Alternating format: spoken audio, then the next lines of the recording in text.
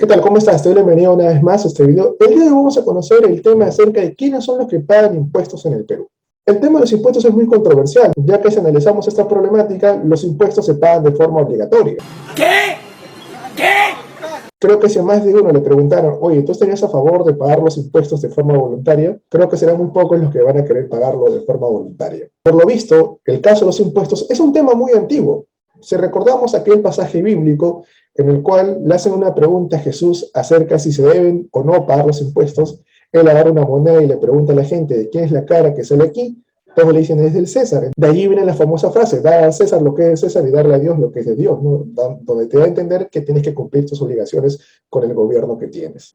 En pocas palabras, tienes que pagar tus impuestos. En la época del antiguo régimen, por ejemplo, debes recordar tú que la sociedad se dividía en estamentos, los cuales ya estaban determinados desde el nacimiento. Estaban, por ejemplo, el rey y la nobleza, el clero y luego el pueblo, el estado llano. En esta época, principalmente los que pagaban impuestos no eran ni el primer ni segundo estado, era el tercer estado. En este caso, el tercer estado eran los que menos beneficios recibían, pero eran los que financiaban todo el gasto que tenía el gobierno y los beneficios que por lo general gozaba el primer y segundo estado.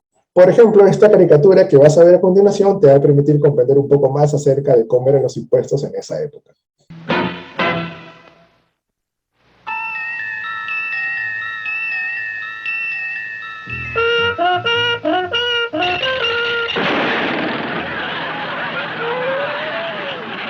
Sus amables recolectores de impuestos.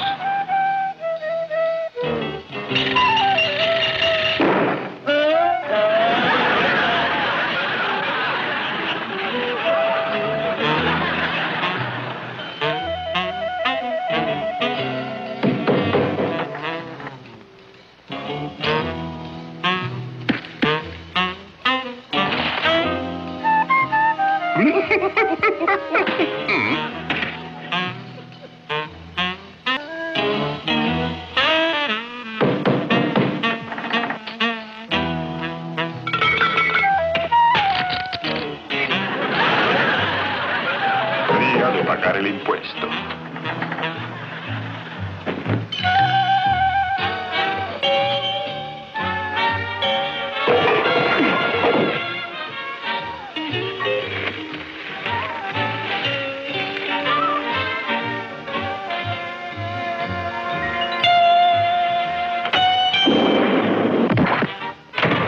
Ojo, si no lo pagabas tenías que cumplir una sanción.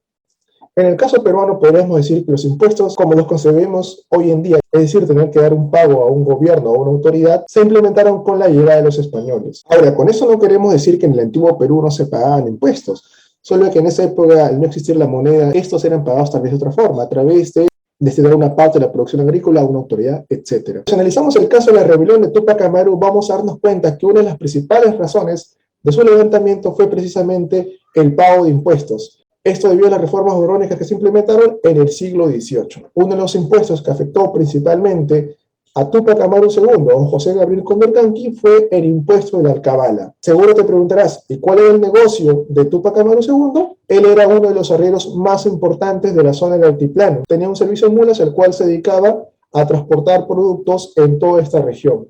Y evidentemente, al haber mayor presión fiscal, su negocio se va a ver perjudicado. Por ejemplo, en 1821, con la proclamación de la independencia, San Martín anunció la abolición del tributo indígena. Evidentemente, esta noticia para los indígenas causó gran alegría. Sin embargo, como el periodo próximo a los años después de la independencia del Perú fue un periodo caracterizado por una anarquía, por una crisis económica constante, entonces por esa razón el tributo indígena tuvo que ser una vez más instaurado, pero esta vez bajo el nombre de contribución personal. Es con el presidente Ramón Castilla que una vez más se va a llevar a cabo la abolición del tributo indígena, y esto se explica gracias a que en aquel momento el Estado peruano obtenía grandes recursos económicos debido a la explotación y venta del guano al mercado europeo principalmente. Bien, esto fue básicamente un repaso histórico acerca de los tributos. Bien, y ahora conviene preguntarnos, ¿y quiénes son los que pagan actualmente impuestos en el Perú? Para ello te invito a ver un fragmento del Instituto Peruano de Economía a continuación. ¿Quiénes pagan impuestos en el Perú? ¿Alguna vez te has preguntado de dónde salen exactamente los impuestos? ¿Quiénes pagan por los colegios públicos, los policías, las pistas y los jueces que financia el Estado? Los dos impuestos más importantes son el Impuesto General a las Ventas, IGB, y el Impuesto a la Renta. Casi la mitad de lo que se recauda viene del IGB. Este impuesto lo pagamos todos cada vez que hacemos una compra formal. Por otro lado, un tercio de lo recaudado viene del impuesto a la renta. Este lo pagan las empresas y las personas cuando generan ingresos o ganancias por sus inversiones, producción o su trabajo. Pero no todos pagan renta estando en capacidad de hacerlo. Debido a la informalidad, a la baja productividad y a las malas reglas tributarias, son pocos los trabajadores y las empresas que terminan asumiendo el costo de los servicios públicos del país. Asimismo, cerca de la mitad de lo que se recauda en el impuesto de las empresas, llamado renta de tercera categoría, lo pagan apenas 280 empresas. En cuanto a las personas, de cada 100 trabajadores, solo 28 son formales. De esos, 9 pagan impuesto a la renta. Y de esos, 3 pagan la mitad de todo impuesto a la renta recaudado por trabajo.